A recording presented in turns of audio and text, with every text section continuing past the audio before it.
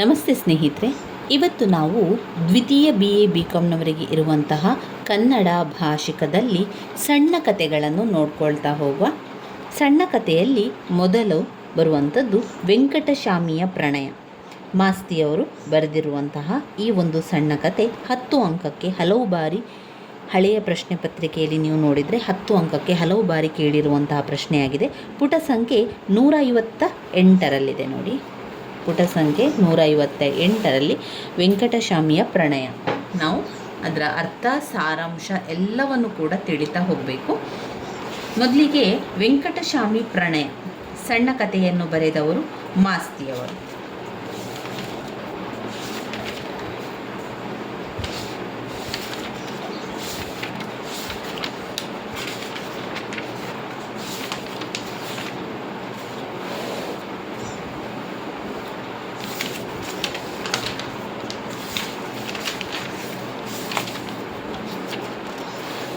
ಮೊದಲಿಗೆ ಈ ಸಣ್ಣ ಕಥೆಯ ಕೇಂದ್ರ ವಸ್ತು ಏನು, ವಿಚಾರ ಏನು, ಅದರಲ್ಲಿ ಯಾವ ವಿಚಾರವನ್ನು ಹೇಳಿದ್ದಾರೆ ಎನ್ನುವಂಥದ್ದನ್ನು ನಾವು ಮೊದಲಿಗೆ ತಿಳ್ಕೊಳ್ಳುವ. ಮಾಸ್ತಿಯವರ ವೆಂಕಟಶಾಮಿಯ ಪ್ರಣಯ ಕಥೆಯ ಕೇಂದ್ರವೆಂದರೆ ಕಥೆಯ ಹೆಸರೇ ಸೂಚಿಸಿರುವಂತೆ ವೆಂಕಟಶಾಮಿಯ ಪ್ರಣಯ ಅಥವಾ ಪ್ರೇಮದ ಕಥೆಯಾಗಿರುವಂಥದ್ದು. ಈ ಒಂದು ಕತೆ ಪ್ರೇಮದ ಕತೆ, ಪ್ರೀತಿಯ ಕತೆ. ಈಗಾಗಲೇ ನಡೆದು ಮುಗಿದು ಹೋಗಿರುವುದರಿಂದ, ಅಂದರೆ ಗತ ಇತಿಹಾಸ ಆಗಿರುವುದರಿಂದ ವ್ಯಕ್ತಿಯೊಬ್ಬನ ಪ್ರಣಯ ಅಥವಾ ಪ್ರೇಮ ಕತೆ ಕೇವಲ ವ್ಯಕ್ತಿಗೆ ಮಾತ್ರ ಸೀಮಿತವಾಗದೆ ಅವನನ್ನು ಹೆತ್ತ ತಂದೆ ತಾಯಿಗಳು, ಅವನ ಸುತ್ತಮುತ್ತಲು ಇರುವಂತಹ ಸಮಸ್ತ ಜನರನ್ನು ಮಾತ್ರವಲ್ಲದೆ ಇಡೀ ಹಳ್ಳಿಯ ಬದುಕನ್ನು ಒಳಗೊಳ್ಳುತ್ತದೆ ಎಂಬುದನ್ನು ಈ ಒಂದು ಸಣ್ಣ ಕತೆ ತೋರುತ್ತದೆ. ಪ್ರಣಯವೆಂಬುದು ವ್ಯಕ್ತಿಗಳ ತೀರಾ ವೈಯಕ್ತಿಕ ಸಂಗತಿ ಮಾತ್ರವಾಗದೆ ಅದು ಆ ವ್ಯಕ್ತಿಯ ಸುತ್ತಣ ಸಮಸ್ತ ಸಮಾಜಕ್ಕೂ ಕೂಡ ಸಂಬಂಧಪಟ್ಟ ವಿಷಯವಾಗಿದೆ. ಹಳ್ಳಿಯ ಕೌಟುಂಬಿಕ, ಸಾಮಾಜಿಕ, ರಾಜಕೀಯ, ಆರ್ಥಿಕ ಹೀಗೆ ಸಮಗ್ರ ಬದುಕನ್ನು ಒಳಗೊಳ್ಳುವಂತಹ ಒಂದು ಸಾಂಸ್ಕೃತಿಕ ಸಂಗತಿ ಎಂಬುದು ಈ ಒಂದು ಕತೆ ಅನಾವರಣಗೊಳ್ಳುತ್ತದೆ. ಈಗಾಗಲೇ ನಿಮಗೆ ಗೊತ್ತಿರುವಂತೆ ವೆಂಕಟಶಾಮಿಯ ಪ್ರಣಯ ಎನ್ನುವಂತಹ ಸಣ್ಣ ಕಥೆಯು ಪ್ರಣಯಕ್ಕೆ ಸಂಬಂಧಪಟ್ಟಂಥದ್ದು. ಇಲ್ಲಿ ವೆಂಕಟಶಾಮಿ ಎನ್ನುವಂತಹ ಒಬ್ಬ ವ್ಯಕ್ತಿ ಪ್ರೀತಿಸುವಂಥದ್ದು, ದೊಂಬರದ ಹುಡುಗಿಯನ್ನು ಪ್ರೀತಿಸಿ ಅವಳ ಹಿಂದೆ ಹೋಗುವಂತಹ ಕತೆ. ಈ ಒಂದು ಕಾರಣದಿಂದಾಗಿ ಅವಳ ತಂದೆ ತಾಯಿ, ಅವನ ಊರಿನವನು, ಅವನ ಒಂದು ವೆಂಕಟಶಾಮಿಯ ಊರಿನವರು ಎಲ್ಲರೂ ಕೂಡ ಅದಕ್ಕೆ ದುಃಖ ಪಡುವಂಥದ್ದು ಈ ಒಂದು ಕಥೆಯಲ್ಲಿ ನಾವು ಕಾಣ್ತೇವೆ. ಆದ್ದರಿಂದ ಈ ವೆಂಕಟಶಾಮಿಯ ಪ್ರಣಯ ಕಥೆಯು ಆ ಒಂದು ಕೌಟುಂಬಿಕ ಹಳ್ಳಿಯ ಒಂದು ಕೌಟುಂಬಿಕ ಚಿತ್ರಣ ಕಾಣ್ತದೆ. ಅಲ್ಲಿನ ಒಂದು ಸಾಮಾಜಿಕವಾದ, ರಾಜಕೀಯವಾದಂಥ, ಆರ್ಥಿಕವಾದಂಥ ಎಲ್ಲ ವಿಷಯಗಳನ್ನು ಒಳಗೊಂಡಿರುವಂಥ ಒಂದು ಸಾಂಸ್ಕೃತಿಕ ಸಂಗತಿಯನ್ನು ನಮಗಿಲ್ಲಿ ತಿಳಿಸ್ಕೊಡ್ತಾ ಹೋಗ್ತದೆ. ನಾವು ಮೊದಲಿಗೆ ಕಥೆಯ ಸಾರಾಂಶವನ್ನು ಅವರು ಕೊಟ್ಟಿದ್ದಾರೆ. ಅದರಲ್ಲಿ ಅವರು ಹೇಳಿರುವಂತೆ ಈ ಒಂದು ಕತೆ ವೆಂಕಟಶಾಮಿಯ ಪ್ರಣಯ ಕಥೆಯ ಪ್ರಣಯ ಕೇಂದ್ರ ಏನಾಗಿರ್ತದೆ, ವೆಂಕಟಶಾಮಿಯ ಪ್ರಣಯ ಎನ್ನುವಂತಹ ಸಣ್ಣ ಕಥೆಯ ಮುಖ್ಯವಾದ ಕೇಂದ್ರ ಬಿಂದು ಏನು? ಪ್ರಣಯದ ಬಗ್ಗೆ, ಒಟ್ಟು ಪ್ರೀತಿಯ ಬಗ್ಗೆ ಹೇಳುವಂತಹ ಒಂದು ಕತೆ. ವ್ಯಕ್ತಿಯೊಬ್ಬನ ಪ್ರಣಯ ಅಥವಾ ಪ್ರೇಮದ ಕತೆ ಅದು ಕೇವಲ ವ್ಯಕ್ತಿಗೆ ಮಾತ್ರ ಸೀಮಿತವಾಗದೆ ತಂದೆ ತಾಯಿ, ಕುಟುಂಬದವರು, ಹಳ್ಳಿಯವರು, ಇಡೀ ಜನರೇ, ಈ ಒಂದು ಹಳ್ಳಿಯ ಜನರೇ ಅದಕ್ಕೆ ಅವರು ದುಃಖ ಪಡುವಂಥದ್ದನ್ನು ಕಾಣ್ಬೋದು ಅಂತ ಹೇಳಿದ್ದಾರೆ. ಕಥೆಯ ವಿಶ್ಲೇಷಣೆಯನ್ನು ನಾವು ಮಾಡ್ತಾ ಹೋಗೋಣ. ಒಮ್ಮೆ ಲೇಖಕರು ರಜೆಯಲ್ಲಿ ರಾಮಸ್ವಾಮಿ ಎಂಬುವವರ ಗ್ರಾಮಕ್ಕೆ ಹೋಗುತ್ತಾರೆ.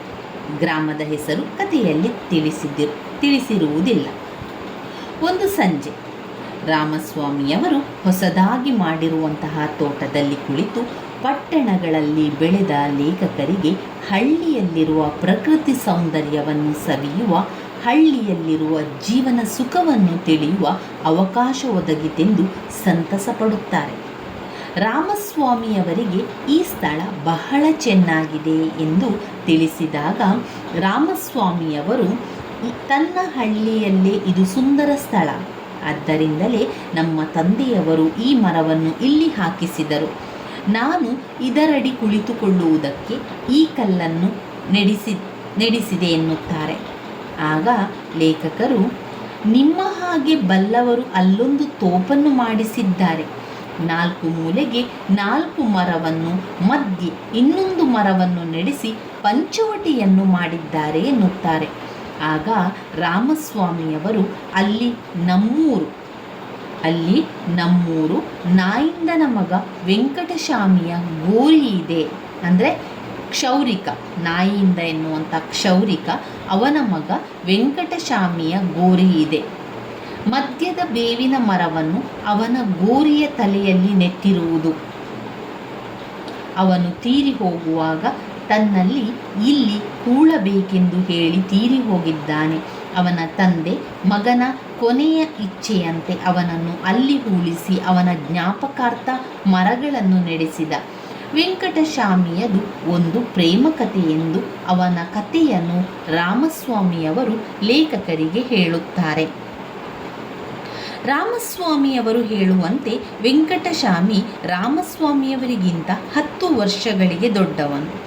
ರಾಮಸ್ವಾಮಿಯವರು ಮೊದಲ ತರಗತಿಯಲ್ಲಿ ಓದುತ್ತಿರುವಾಗ ವೆಂಕಟಸ್ವಾಮಿ ಶಾಲೆ ಬಿಟ್ಟಿರುತ್ತಾನೆ. ಓದಿನಲ್ಲಿ ಮನಸ್ಸಿಲ್ಲದ ವೆಂಕಟಸ್ವಾಮಿಗೆ ಕೈ ಬಹಳ ನಯವಾಗಿತ್ತು. ತನ್ನ ತಂದೆಯ ವೃತ್ತಿಯಾದ ಕ್ಷೌರಿಕ ಕೆಲಸವನ್ನು ಮುಂದುವರಿಸುವಂತಹ ಎಲ್ಲ ಸಾಮರ್ಥ್ಯ ಕೂಡ ಇತ್ತು. ಇದನ್ನು ತಿಳಿದ ಅವನ ತಂದೆ ನರಸನು ಅವನ ಇಷ್ಟದಂತೆ ಬಿಟ್ಟಿರುತ್ತಾನೆ. ಹೀಗಿರುವಾಗ ಅವನ ಊರಿಗೆ ಒಂದು ದೊಂಬರದ ಗುಂಪು ಬರ್ತದೆ. ಈಗ ದೊಂಬರದ ಆಟ ಆಡಿಸುವಂಥದ್ದು ಅಂತ ನೀವು ಕೇಳಿರ್ಬೋದು. ಈಗೆಲ್ಲ ತುಂಬಾ ಕಡಿಮೆ ಆಗಿದೆ. ಮೊದಲೆಲ್ಲ ಕಾಲದಲ್ಲಿ ಏನಾಗಿತ್ತು ಅಂದರೆ ಆ ಒಂದು ಆಟ ಬೇರೆ ಬೇರೆ ಬೇರೆ ಹಳ್ಳಿಗಳಲ್ಲಿ ಆಟಾಡಿಸ್ತಾ ಹೋಗ್ತಾ ಇದ್ರು. ದೊಂಬರದ ಆಟ ಆಡುವವರು ಬರ್ತಾರೆ ಅಂತ ಹೇಳೋದನ್ನು ಕೇಳಿರ್ಬೋದು. ನಮ್ಮ ಅಜ್ಜಿಯವರ ಕಾಲದಲ್ಲಿ ಎಲ್ಲ ಅದು ತುಂಬಾ ಜಾಸ್ತಿ ಇತ್ತು, ದೊಂಬರದ ಆಟ ಆಡುವಂಥದ್ದು. ದೊಂಬರದ ಆಟ ಥರ ನೀನು ಮಾಡಬೇಡ ಎನ್ನುವಂಥದ್ದನ್ನು ಕೂಡ ಹೇಳುವಂಥದ್ದು.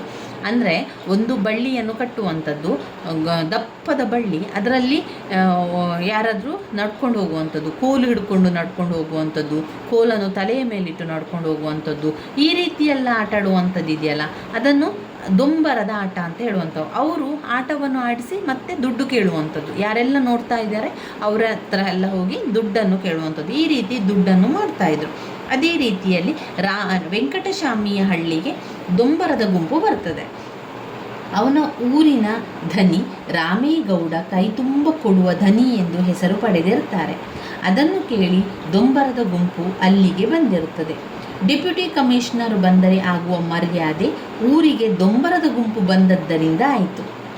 ಊರಿಗೆ ಊರೇ ದೊಂಬರದ ಆಟವನ್ನು ನೋಡಲು ನೆರೆತಾರೆ. ತುಂಬ ಜನ ಆಗ್ತಾರೆ, ತುಂಬ ಜನ ಆಗಿ ಎಲ್ಲರೂ ಕೂಡ ನೋಡಲಿಕ್ಕೆ ಬರ್ತಾರೆ. ಅದಕ್ಕೆ ತಕ್ಕಂತೆ ಆಟವನ್ನು ದೊಂಬರ ಸಂಸಾರ ಅದ್ಭುತವಾಗಿ ನಡೆಸಿತು.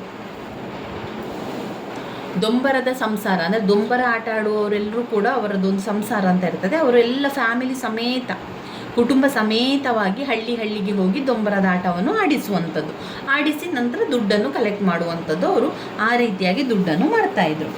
ದೊಂಬರ ಹುಡುಗರು ಸಾಲು ಪರಟಿ ಹಾಕುವ ಮೊದಲು ಯಜಮಾನ ಸಣ್ಣ ಗಡೆಯ ಮೇಲೆ ಚಿತ್ರ ಸುತ್ತಿದ್ದು ಎಲ್ಲವನ್ನು ಊರಿನ ದೊಡ್ಡವರು ನೋಡಿ ಮೆಚ್ಚಿದರು.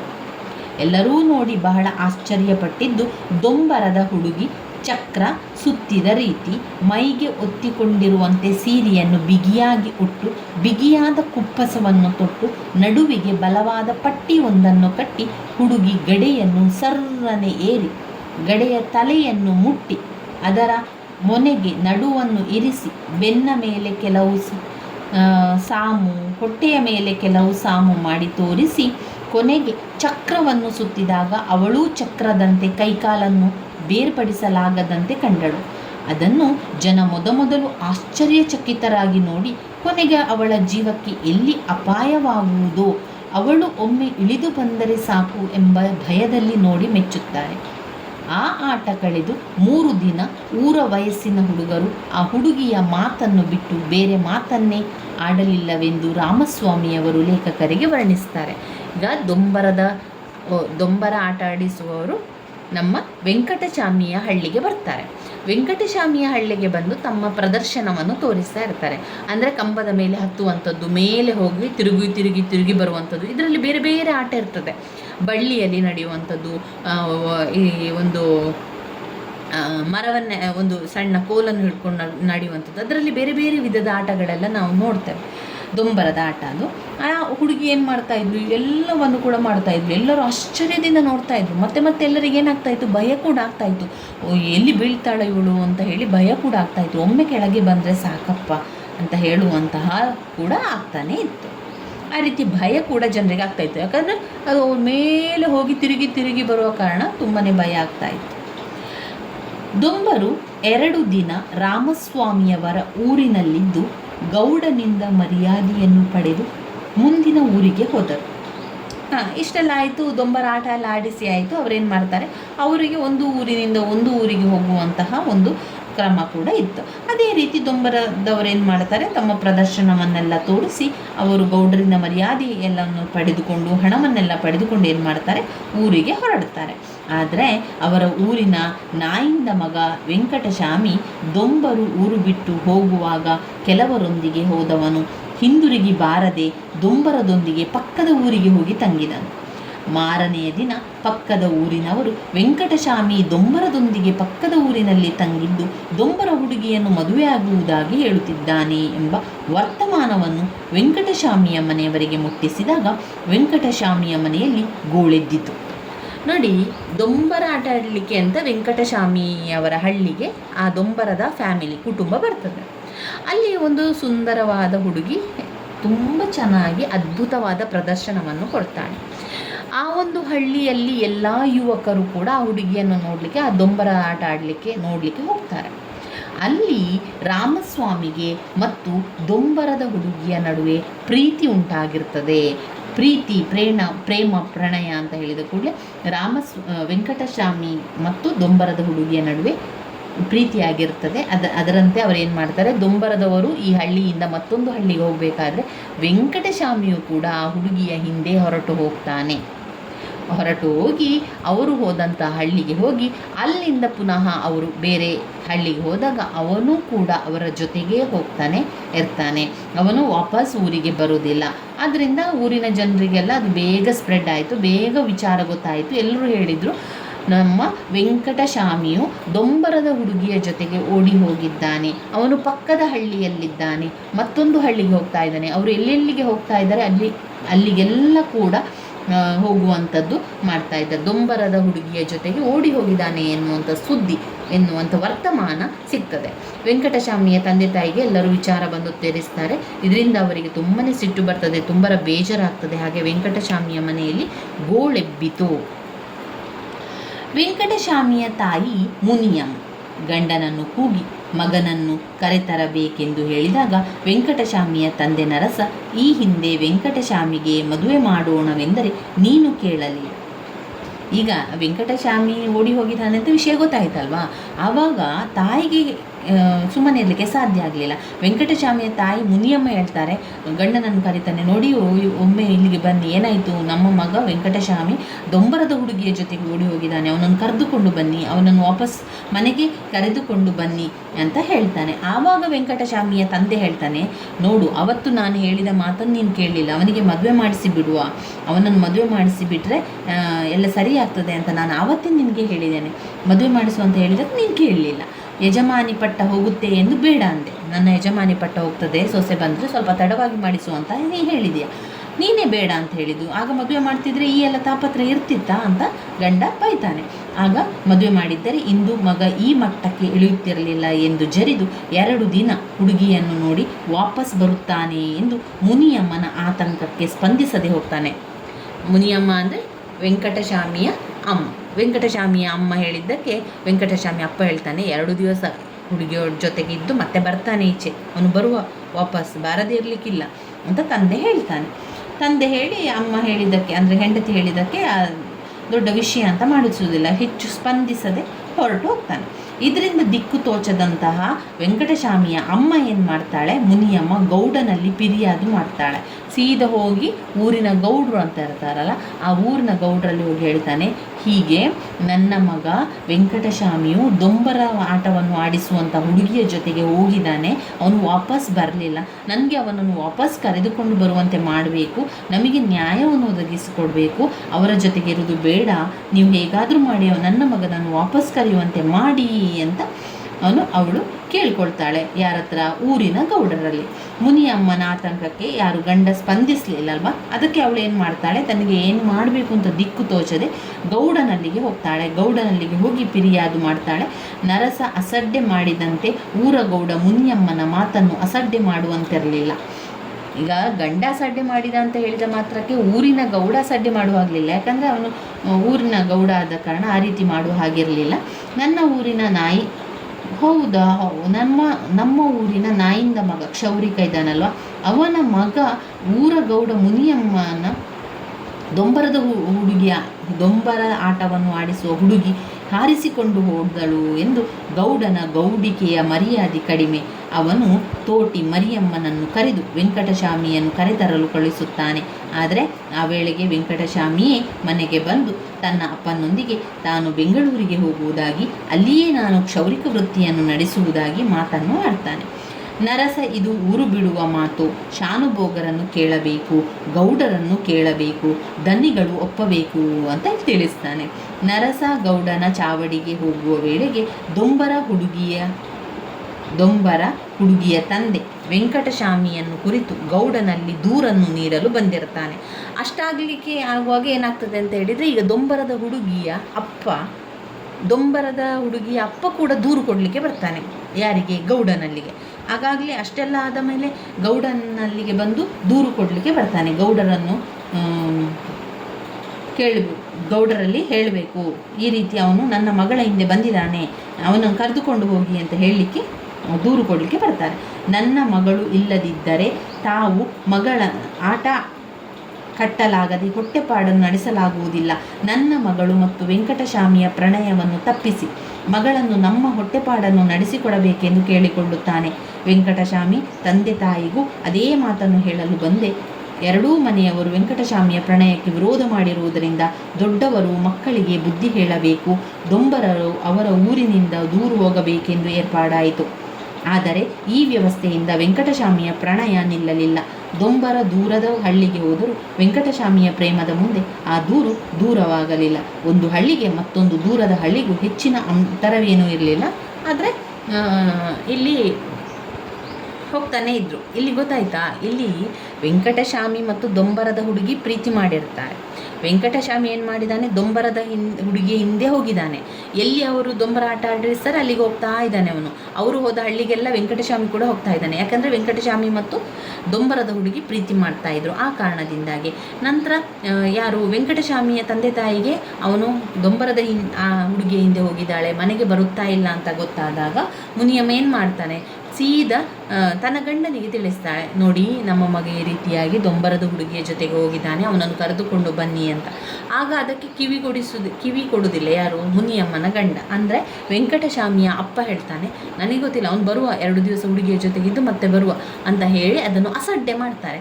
ಇದನ್ನು ತಡ್ಕೊಳ್ಳಿಕ್ಕೆ ಆಗದಂತಹ ವೆಂಕಟಸ್ವಾಮಿಯ ತಾಯಿ ಸೀದಾ ಹೋಗಿ ಊರಿನ ಗೌಡರಲ್ಲಿ ಹೋಗಿ ತಮ್ಮ ಕಷ್ಟವನ್ನು ತಿಳಿಸ್ತಾರೆ. ಈ ರೀತಿಯಾಗಿದೆ, ದೊಂಬರದ ಹುಡುಗಿಯ ಜೊತೆ ನನ್ನ ಮಗ ಹೋಗಿದ್ದಾನೆ, ಅವನನ್ನು ವಾಪಸ್ ಕರೆದುಕೊಂಡು ಬನ್ನಿ, ನಮಗೆ ಆ ರೀತಿ ಅವಳ ಜೊತೆ ಹಿಂದೆ ಹೋಗಲಿಕ್ಕೆ ನಮಗೆ ಇಷ್ಟ ಇಲ್ಲ, ಅವನಿಗೆ ಬೇರೆಯನ್ನು ಮದುವೆ ಮಾಡಿಸೋ, ಅವನು ಕರೆದುಕೊಂಡು ಬನ್ನಿ ಅಂತ ಗೌಡರಲ್ಲಿ ಕೇಳ್ತಾರೆ. ಅಷ್ಟರ ಜೊತೆಗೆ ಗೌಡರಿಗೆ ಮತ್ತೊಂದು ದೂರು ಬರ್ತದೆ. ಯಾರ್ದು? ದೊಂಬರದ ಹುಡುಗಿಯ ತಂದೆ ಕೂಡ ದೂರು ಕೊಡಲಿಕ್ಕೆ ಬರ್ತಾನೆ. ದೂರು ಕೊಟ್ಟು ಗೌಡರಲ್ಲಿ ಹೇಳ್ತಾನೆ, ವೆಂಕಟಸ್ವಾಮಿಯು ನನ್ನ ಮಗಳ ಹಿಂದೆ ಬಂದಿದ್ದಾನೆ, ಎಲ್ಲಿ ಹೋದರೂ ಕೂಡ, ಯಾವ ಒಂದು ಹಳ್ಳಿಗೆ ಹೋದರೂ ಕೂಡ ಅವನು ಬರ್ತಾ ಇರ್ತಾನೆ. ವೆಂಕಟಸ್ವಾಮಿ ಮತ್ತು ನನ್ನ ಮಗಳು ಪ್ರೀತಿ ಮಾಡ್ತಾ ಇದ್ದಾರೆ, ಆದರೆ ಅವನನ್ನು ವಾಪಸ್ ನಿಮ್ಮ ಊರಿಗೆ ಕರೆದುಕೊಂಡು ಬನ್ನಿ, ನಮಗೆ ನಮ್ಮ ಮಗಳು ನಮಗೆ ಕೆಲಸವನ್ನು ಮಾಡಿ ಹಣವನ್ನು ತಂದು ಕೊಡ್ತಾಳೆ, ಅವಳು ಇದ್ದುದ ಕಾರಣವೇ ನಮ್ಮ ಹೊಟ್ಟೆಪಾಡು ನಡೀತಾ ಇದೆ, ನಮಗೆ ಊಟಕ್ಕಿರ್ಬೋದು, ನಮಗೆ ಬಟ್ಟೆಗೆ, ಎಲ್ಲದಕ್ಕೂ ಕೂಡ ಅವಳು ಒಂದು ಆಡುವಂತಹ ಒಂದು ದೊಂಬರದ ಆಟ ಇದೆಯಲ್ಲ, ಆ ಮುಖಾಂತರ ನಮ್ಮ ಜೀವನ ಹೋಗ್ತಾ ಇದೆ.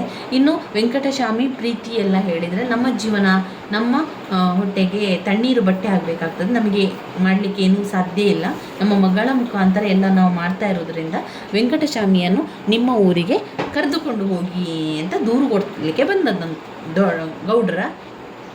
ಗೌಡರಲ್ಲಿ ದೂರು ಕೊಡಲಿಕ್ಕೆ ಬರ್ತಾರೆ. ಈ ರೀತಿಯಾದ ಮೇಲೆ ಗೌಡರು ಹೇಳ್ತಾರೆ, ಇಬ್ಬರ ಅಭಿಪ್ರಾಯ ಕೂಡ ಒಂದೇ ಇದೆ. ಈಗ ವೆಂಕಟಸ್ವಾಮಿಯ ತಂದೆ ತಾಯಿ ಹೇಳುವುದೇನು, ಅವರಿಬ್ಬರು ಪ್ರೀತಿ ಮಾಡ್ತಾ ಇದ್ದಾರೆ, ಅದು ಬೇಡ, ಅವರನ್ನು ವೆಂಕಟಸ್ವಾಮಿಯನ್ನು ಕರೆದುಕೊಂಡು ಬನ್ನಿ ಅದೇ ರೀತಿ ಹುಡುಗಿಯ ಮನೆಯವರು ದೊಂಬರದ ಹುಡುಗಿಯವರು ಏನು ಹೇಳ್ತಾ ಇದ್ದಾರೆ, ಹೌದು ನಮಗೆ ಇದು ವೆಂಕಟಸ್ವಾಮಿಯ ಪ್ರೀತಿ ಬೇಡ, ಪ್ರಣಯ ಬೇಡ, ನಮಗೆ ದೊಂಬರದ ಹುಡುಗಿ, ನಮ್ಮ ಹುಡುಗಿ ನಮಗೆ ಬೇಕು, ನಮ್ಮ ಜೀವನವನ್ನು ಸಾಗಿಸುವುದವಳು, ಆ ಮುಖಾಂತರ ಜೀವನ ನಮ್ಮದು ನಡೀತಾ ಇರುವಂಥದ್ದು, ಆದ್ದರಿಂದ ಅವಳನ್ನು ಕೂಡ ನಮಗೆ ವಾಪಸ್ ಕರೆದುಕೊಂಡು ಬರುವಂತೆ ಮಾಡಬೇಕು ಅಂತ ಗೌಡರಲ್ಲಿ ಕೇಳಿಕೊಳ್ಳುವಂಥದ್ದು.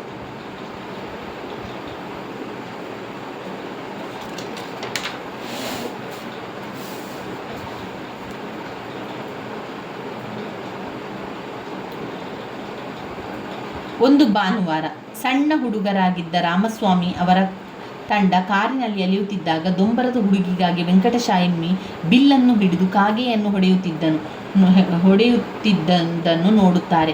ಮುಂದೆ ಆ ಸಂಗತಿ ದೊಂಬರದ ಜೊತೆಗೆ ದೋಸ್ತಿ ಮಾಡಿ ನಾಯಿಂದ ನಾಯಿ ತಿಂದ ಎಂಬ ಗಾದೆ ಮಾತು ಕೂಡ ಹಳ್ಳಿಯಲ್ಲಿ ಪ್ರಚಲಿತವಾಗಲು ಕಾರಣವಾಯಿತು. ಈ ಎಲ್ಲ ಸಂಗತಿ ನಡೆದ ಕೆಲವು ದಿನಗಳ ನಂತರ ವೆಂಕಟಸ್ವಾಮಿಯು ಒಂದು ರಾತ್ರಿ ತಂದೆ ತಾಯಿ ಮನೆಗೆ ಬಂದು ಬಾಗಿಲು ತಟ್ಟಲಾಗಿ ಅವನು ತಾಯಿಯ ಬಳಿಯಲ್ಲಿ ಇವನು ಒಂದು ಹೊತ್ತಿಗೆ ಬಾಗಿಲು ತೆಗೆಯೋಕೆ ಇದೇನು ಇವನ ಒಂದು ಅಂದರೆ ವೆಂಕಟಸ್ವಾಮಿ ರಾತ್ರಿ ಬರ್ತಾನೆ, ರಾತ್ರಿ ಬಂದು ಮನೆ ಬಾಗಿಲು ತಟ್ಟಿ ಬಾಗಿಲು ತೆಗೀರಿ ಅಂತ ಹೇಳುವಂಥದ್ದು ತಂದೆಗೆ ಇಷ್ಟ ಆಗೋದಿಲ್ಲ. ತಂದೆ ಬೈತಾನೆ, ಇವನಿಗೆ ಬೇಕಾದ ಹೊತ್ತಲ್ಲಿ ಬರಲಿಕ್ಕೆ ಇದೇನು ನಿಮಗೆ ಬೇಕಾದ ಮನೆಯ ಅಂತ ಹೇಳುವಂಥದ್ದು ಎಂದು ಜರಿದು ಬಾಗಿಲು ತೆಗೆಯದೆ ಹೋದಾಗ ವೆಂಕಟಸ್ವಾಮಿ ಹಿಂದೆ ತಿರುಗಿ ತನ್ನ ಪ್ರೇಯಸಿಯ ಊರಿಗೆ ಹೋಗಿ ನಿಲ್ಲುತ್ತಾನೆ. ದೊಂಬರ ಯಜಮಾನ ಪುನಃ ಬಂದು ಗೌಡರಲ್ಲಿ ದೂರು ಸಲ್ಲಿಸಿದರೂ ಪ್ರಯೋಜನವಾಗುವುದಿಲ್ಲ. 4 ದಿನದ ನಂತರ 5 ಮೈಲಿ ದೂರದ ಗೌಡನೊಬ್ಬ ತನ್ನೂರಿನಲ್ಲಿ ಜ್ವರದಿಂದ ಮಲಗುತ್ತಿದ್ದ ವೆಂಕಟಸ್ವಾಮಿಯನ್ನು ಅವನ ತಂದೆ ತಾಯಿಗೆ ಮನೆಗೆ ಬಿಟ್ಟು ಹೋಗುತ್ತಾನೆ. ಈಗ ವೆಂಕಟಸ್ವಾಮಿಗೆ ತುಂಬಾ ಜ್ವರ ಬರ್ತಾ ಇದೆ. ಅಲ್ಲಿನ ಜನರು ಏನು ಮಾಡ್ತಾರೆ, ವೆಂಕಟಸ್ವಾಮಿಯನ್ನು ಕರೆದುಕೊಂಡು ಬಿಟ್ಟಿರ್ತಾರೆ. ವೆಂಕಟಸ್ವಾಮಿ ಆ ಜ್ವರದಿಂದ ಮೇಲೇಳದೆ 15 ದಿನಗಳಲ್ಲಿ ಸಾವಿನ ದವಡೆಗೆ ಮುಟ್ಟುತ್ತಾನೆ. ಇಲ್ಲಿ ವೆಂಕಟಸ್ವಾಮಿಗೆ ಏನಾಗ್ತದೆ, ಸಾವನ್ನು ಅಪ್ತಾನೆ. ಜ್ವರದಲ್ಲಿ ಕೂಡ ವೆಂಕಟಸ್ವಾಮಿ ಆ ದೊಂಬರದ ಹುಡುಗಿಯೊಂದಿಗೆ ತಿರುಗಿದ ಜೊತೆಗೆ ಹೋಗಿರುವಂಥದ್ದು ನೆನಪಿಗೆ ಬರ್ತದೆ. ವೆಂಕಟಸ್ವಾಮಿ ತನ್ನ ಅಪ್ಪನೊಂದಿಗೆ ತನ್ನ ಪ್ರೇಯಸಿಯೊಂದಿಗೆ ಕಾಲ ಕಳೆದಂತಹ ಹೊಲದ ಪಕ್ಕದ ಹುಲ್ಲು ಇರುವೆಡೆ ನನ್ನನ್ನು ಹೂಳಬೇಕು ಎಂಬ ಮಾತು ತೆಗೆದುಕೊಂಡು ಮೃತನಾಗ್ತಾನೆ. ಅವನ ತಂದೆ ತಾಯಿ ಅವನು ಹೇಳಿದ ಜಾಗದಲ್ಲಿ ಹೂತು ಆ ಮರಗಳನ್ನು ನಡೆಸಿದರು ಎಂದು ರಾಮಸ್ವಾಮಿ ತನ್ನೆದುರಿಗಿನ ತೋಪಿನ ಒಂದು ತೋಟದ ಬಗ್ಗೆ ಹಿಂದಿನ ಕಥೆಯನ್ನು ಲೇಖಕರಿಗೆ ಹೇಳಿರುವಂಥದ್ದು.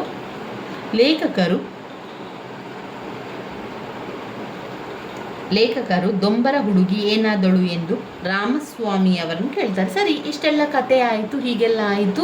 ಈಗ ಹಾಗಾದರೆ ಏನಾಯಿತು ಈಗ ಕತೆ? ಲೇಖಕರು ದೊಂಬರ ಹುಡುಗಿ ಏನಾದಳು ಎಂದು ರಾಮಸ್ವಾಮಿಯನ್ನು ಕೇಳ್ತಾರೆ. ರಾಮಸ್ವಾಮಿಯವರು ಆ ಸಣ್ಣ ವಯಸ್ಸಿನಲ್ಲಿ ಅವಳು ಕುರಿತು ವಿಚಾರಿಸಬೇಕೆಂದು ನನಗೆ ತೋರಲಿಲ್ಲ ಎಂದು ಹೇಳುತ್ತಾನೆ. ಆ ವೇಳೆಗೆ ಅಲ್ಲಿಗೆ ಬಂದ ವಯಸ್ಸಾದ ಗೌಡ ಆ ಕಥೆಯನ್ನು ಕುರಿತು ತಾನು ಮಾತನಾಡುತ್ತಿದ್ದರೂ ತಿಳಿಯುತ್ತಿದ್ದಂತೆ ನಮ್ಮೂರ ನಾಯಿಂದ ನಮ್ಮೂರಿನ ಕಂಬಳಾನ ಬೇರೆಯವರು ದುಡಿಯೋ ಹಾಗೆ ಮಾಡಿ ಹೋದ ಎನ್ನುತ್ತಾರೆ. ಅದಕ್ಕೆ ಲೇಖಕರು, ಪಾಪ ಅವನು ಬದುಕಿದ್ದರೆ ಇನ್ನೂ ಏನು ಸುಖ ಪಡಬಹುದಾಗಿತ್ತೋ, ಚಿಕ್ಕಂದಿನಿಂದಲೇ ಹೋದ, ನಿಮಗೆ ಯಾರು ಕೆಲಸ ಮಾಡಿದರೆ ಏನು ಅಂತ ಹೇಳುವಂಥ ಲೇಖಕರು. ಹಾಗೆ ಗೌಡ ಹೇಳ್ತಾನೆ, ಅದೆಲ್ಲ ಬೆಂಗಳೂರು ಮಾತು ಸ್ವಾಮಿ, ಹಳ್ಳಿ ಜನ ಹಂಗನ್ನೋಕ್ಕಾಗದೆ ನಮ್ಮೂರಿನ ಮಿರಾಸಿಗೆ ಬೇರೆ ಊರಿನೋರು ಹಚ್ಚಡ ಹಾರುವ ಹಂಗಾಯಿತು. ನಮ್ಮ ನಾಯಿಂದನಾದರೆ ಯಾಕೋ ಎನ್ಬೋದು, ಈ ಬೇರೆ ಊರನ್ನ ಮಾತನಾಡೋ ಹಂಗಿಲ್ಲ ಎಂದ. ಹಳ್ಳಿಯ ಒಬ್ಬ ಕ್ಷೌರಿಕ ಪ್ರಯಾಣದ ಕತೆಗಿಂತಲೂ ಅವನನ್ನು ಕಳೆದುಕೊಂಡದ್ದರಿಂದ ನಮ್ಮ ಊರಿನವರು ಬೇರೆಯವರ ಮುಂದೆ ತಲೆ ತಗ್ಗಿಸಿ ಕ್ಷೌರ ಮಾಡಿಸಿಕೊಳ್ಳುವ ಪರದಾಟ ಕಷ್ಟಕರವಾಗಿ ಹಳ್ಳಿಯವರಿಗೆ ಕಾಣ್ತದೆ. ಈ ಎಲ್ಲ ಕಥೆಯನ್ನು ಕೇಳಿ ಒಂದು ರೀತಿಯ ಬೇಸರ ಉಂಟಾಗ್ತದೆ. ಇಬ್ಬರು ಪ್ರಣಯಿಗಳು 1 ತಿಂಗಳ ಕಾಲ ಕೆರೆಯ ಬಳಿ, ಅಲ್ಲಿ ಕಾರೆಯ ಗಿಡದಲ್ಲಿ, ಇಲ್ಲಿ ಕೊಳದ ಬಳಿ ಚೌಕದಲ್ಲಿ ಸುತ್ತಾಡಿದ ರೀತಿಯನ್ನು ಊಹಿಸುವಿರಾದರೆ ಆ ಹುಡುಗಿಗೂ ನಿಮ್ಮ ಮನಸ್ಸು ಕರಗುವುದೆಂದು ನನ್ನ ನಂಬಿಕೆ ಅಂತ ಹೇಳಿ ಈ ಕಥೆಯನ್ನು ಲೇಖಕರು ಇಲ್ಲಿ ಮುಗಿಸ್ತಾರೆ. ಈ ಕಥೆಯಲ್ಲಿ ಒಟ್ಟಿನಲ್ಲಿ ವೆಂಕಟಸ್ವಾಮಿ ಮತ್ತು ದೊಂಬರದ ಹುಡುಗಿ ಪ್ರೀತಿಯನ್ನು ಮಾಡುವಂಥದ್ದು. ಪ್ರೀತಿ ಮಾಡಿ ದೊಂಬರದ ಹುಡುಗಿ ವೆಂಕಟಸ್ವಾಮಿಯ ಜೊತೆಗೆ ನಿಲ್ಲುವುದಿಲ್ಲ. ಯಾಕಂದರೆ ಅವಳ ಸಂಪೂರ್ಣ ಕುಟುಂಬ ಜೀವನ ಮಾಡುವಂಥದ್ದು, ಹೊಟ್ಟೆ ತುಂಬಿಸಿಕೊಳ್ಳುವಂಥದ್ದು ಅವಳ ಒಂದು ದೊಂಬರದ ಆಟವನ್ನು ಆಡಿಸಿ. ದೊಂಬರದ ಆಟವನ್ನು ಆಡಿಸಿ ಅದರಿಂದ ಬಂದಂತಹ ದುಡ್ಡಿನಿಂದ ತನ್ನ ಸಂಸಾರವನ್ನು ನೋಡಿಕೊಳ್ತಾ ಇದ್ಲು. ಆದ್ದರಿಂದ ವೆಂಕಟಸ್ವಾಮಿ ಏನು ಮಾಡ್ತಾನೆ, ಆ ಹುಡುಗಿಯ ಹಿಂದೆ ಹೋಗ್ತಾನೆ. ಅವರು ಯಾವ್ಯಾವ ಹಳ್ಳಿಗೆಲ್ಲ ಹೋಗ್ತಾರೆ, ಆ ಹಳ್ಳಿಗೆಲ್ಲ ವೆಂಕಟಸ್ವಾಮಿ ಕೂಡ ಹೋಗ್ತಾನೆ. ಆ ಹಳ್ಳಿಯಲ್ಲಿದ್ದುಕೊಂಡು ಅವರ ಜೊತೆಗೆ ಇರ್ತಾನೆ.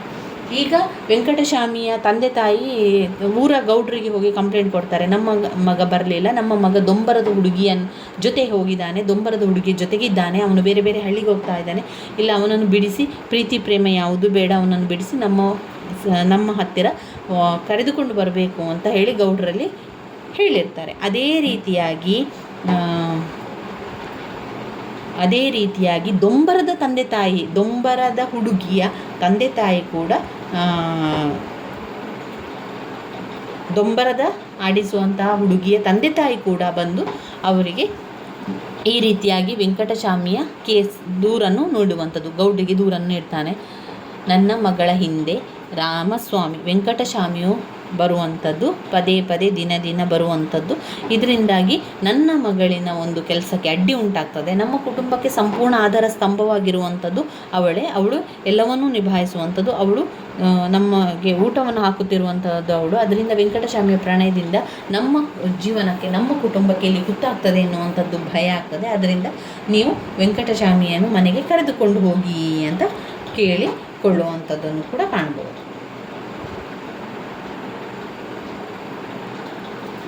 ವೆಂಕಟಸ್ವಾಮಿಯ ಪ್ರಣಯ ಕಥೆಯಲ್ಲಿ ಬರುವಂತಹ ವಿಚಾರಗಳು ಇವಿಷ್ಟು.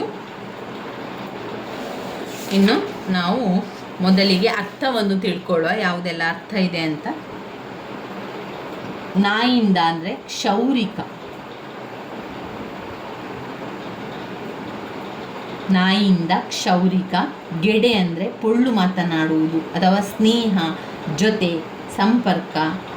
ಕೈನೆ ಅಂದರೆ ದಾಸಿ, ಇಶಾರಣೆ ಅಂದರೆ ವಿಚಾರಣೆ. ಪಡ್ಡೆ ಯೌವನ, ಹರಯಕ್ಕೆ ಬರುವಿಕೆ ಪಡ್ಡೆ. ಮಿರಾಸಿ ಅಂದರೆ ಕ್ಷೌರ ಮಾಡಿಸಿಕೊಳ್ಳುವಂಥ ಸ್ಥಳ ಮಿರಾಸಿ. ಹಚ್ಚಡ ಅಂದರೆ ಹೊದಿಕೆ, ಹೊದಿಕೆ. ಇಲ್ಲಿ ಬಂದಿರುವಂಥ ಸಂದರ್ಭ ಸ್ವಾರಸ್ಯದ ಪ್ರಶ್ನೆಗಳು. ಡೆಪ್ಯೂಟಿ ಕಮಿಷನರ್ ಬಂದರೆ ಆಗುವ ಮರ್ಯಾದೆ ನಮ್ಮ ಊರಿಗೆ ದೊಂಬರದಾಟ ಬಂದದ್ದಕ್ಕೆ ಆಯಿತು. ಹುಡುಗಿ ಗಡೆಯನ್ನು ಸುತ್ತಿ ಏರಬೇಕಾದ ತೆಂಗಿನ ಮರವನ್ನೇರುವ ಅಳಿಲಂತೆ ಕಂಡಳು. ಅವರವರ ಮಾತು. ಆಮೇಲೆ 3 ದಿನ ಆ ಹುಡುಗಿಯನ್ನು ಹೊರತು ಬೇರೆ ವಿಷಯಕ್ಕೆ ಹೋಗಲೇ ಇಲ್ಲ. ಬೇಟೆಗಾರನ ನಾಯನ್ನು ನರಿ ಎತ್ತಿಕೊಂಡು ಹೋದ ಹಾಗೆ. ಅಮ್ಮ ಅದು ಬಂಗಾರದಂಥ ಹುಡುಗಿ. ನಮ್ಮೂರಿನ ಮಿರಾಸಿಗೆ ಬೇರೆ ಊರಿನವರು ಹಚ್ಚಡ ಹರಲೋ ಹಂಗಾಯಿತು. ಇವಿಷ್ಟು ಸಂದರ್ಭ ಸ್ವಾರಸ್ಯದ ಪ್ರಶ್ನೆಗಳಾಗಿದೆ.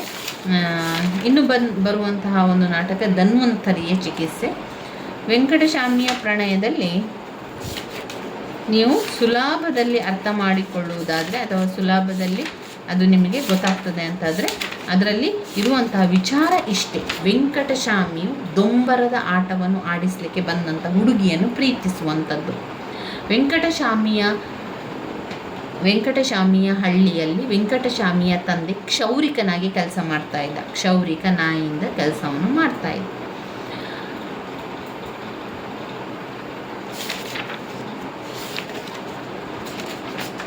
ವೆಂಕಟಸ್ವಾಮಿ ಪ್ರಣಯದಲ್ಲಿ ಮುಖ್ಯವಾಗಿ ಆ ಒಂದು ಹಳ್ಳಿಗೆ ದೊಂಬರ ಆಟವನ್ನು ಆಡಿಸುವಂಥ ಹುಡುಗಿ ಬರುವಂಥದ್ದು ಪ್ರತಿಯೊಬ್ಬರಿಗೂ ಕೂಡ ಇಷ್ಟ ಆಗುವಂಥದ್ದು. ಅದೇ ರೀತಿ ವೆಂಕಟಸ್ವಾಮಿ ಕೂಡ ಅವಳನ್ನು ದೊಂಬರದ ಹುಡುಗಿಯನ್ನು ಇಷ್ಟಪಡ್ತಾನೆ. ಇಷ್ಟ ಮಾಡೋದು ಮಾತ್ರ ಅಲ್ಲದೆ ಅವಳು ಹೋಗುವ ಜೊತೆಗೆ ಅವನು ಕೂಡ ಹೋಗುವಂಥದ್ದನ್ನು ನಾವಿಲ್ಲಿ ಕಾಣ್ಬೋದು.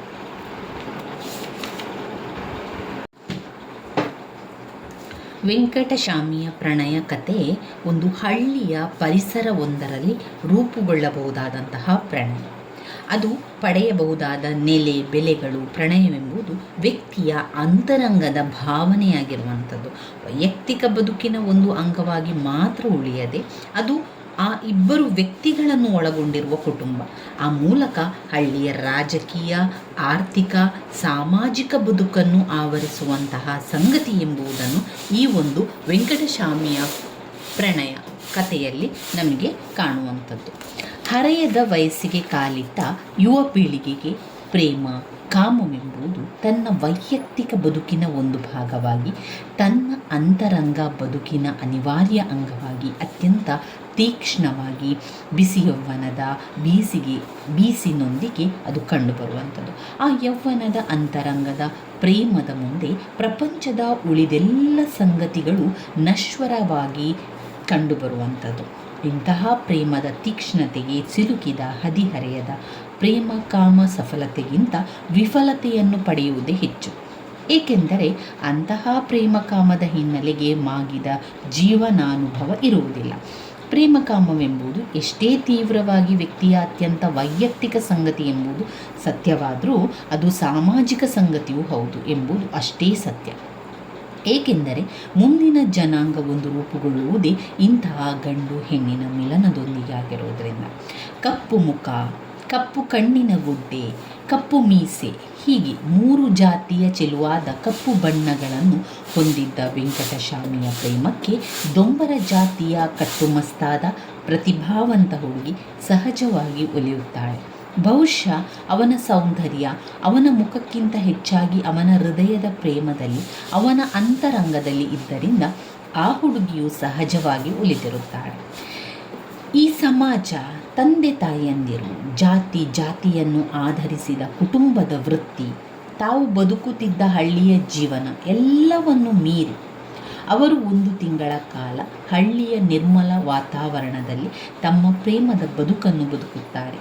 ವೆಂಕಟಸ್ವಾಮಿಯೇನೋ ಹಳ್ಳಿಯನ್ನೂ ತೊರೆದು ಬೆಂಗಳೂರಿಗೆ ಹೋಗಿ ಅವಳೊಂದಿಗೆ ಸಂಸಾರ ಮಾಡುವ ತನ್ನ ಕನಸನ್ನು ನನಸು ಮಾಡಿಕೊಳ್ಳುವ ಹಾದಿಯಲ್ಲಿರುತ್ತಾನೆ. ವೆಂಕಟಸ್ವಾಮಿ ಬದುಕಿ ಅವರ ಕನಸನ್ನು ನನಸಾಗಿಸಿಕೊಂಡು ಬೆಂಗಳೂರಿನಲ್ಲಿ ಬಾಳ್ವೆ ಮಾಡಲು ಹೊರಟಿದ್ದರೂ ಅದು ಅಪಾರ ಸಂಕಷ್ಟದ 7 ಬೀಳಿನ ದಾರಿಯಾಗುತ್ತಿತ್ತು ಎಂದು ನಾವು ಊಹಿಸಬಹುದಾಗಿದೆ.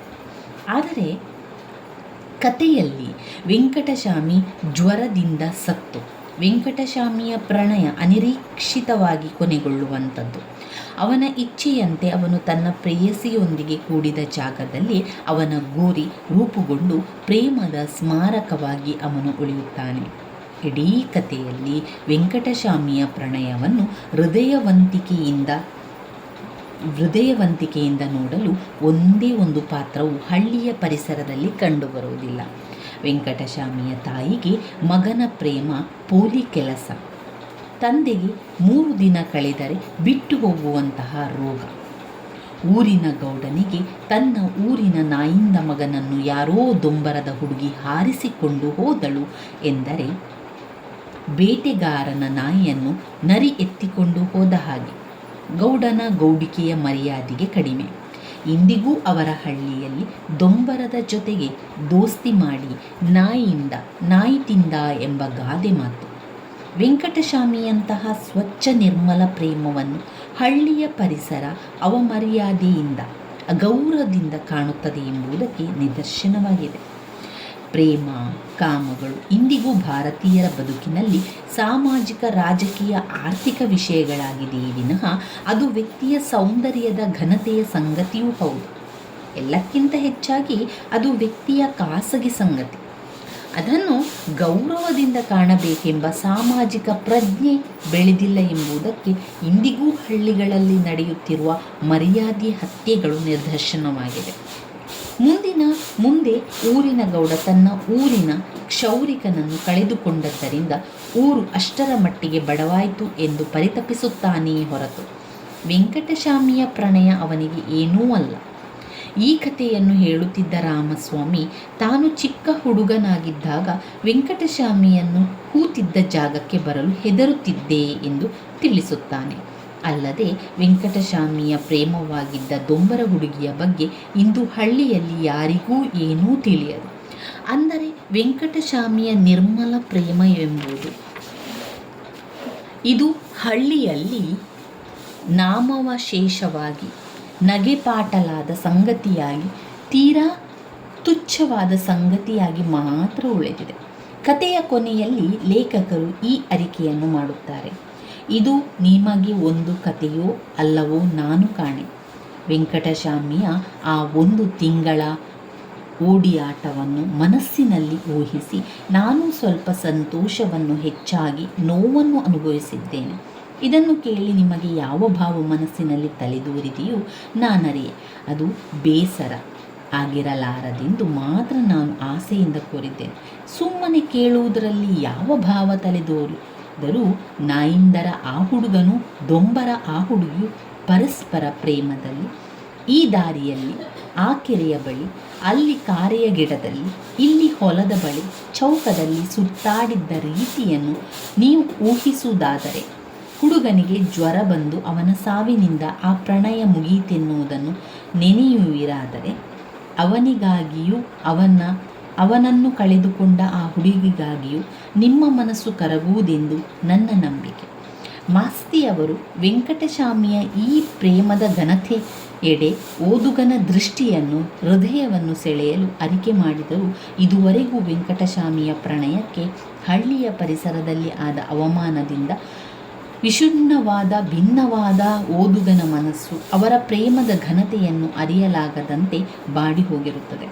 ಏಕೆಂದರೆ ಪ್ರೇಮ ಪ್ರಣಯದಂತಹ ಸುಕೋಮಲ ಭಾವನೆಗಳು ಆರೋಗ್ಯಕರವಾದ ವಾತಾವರಣದಲ್ಲಿ ಮಾತ್ರ ಬೆಳೆದು ಅರಳಬಹುದಾದ ಪುಷ್ಪಗಳೇ ಹೊರತು ದೂಷಣೆಯ ವ್ಯಗ್ರವಾದ ಪ್ರಪಂಚದಲ್ಲಿ ಅದು ಬೆಳೆದು ಅರಳಿ ಕಂಪನ್ನು ಸೂಸಿ ಮುದ ನೀಡಲಾರವು ಅಂತ ಅವರು ಇಲ್ಲಿ ತುಂಬ ಸುಂದರವಾಗಿ ವರ್ಣಿಸಿದ್ದಾರೆ.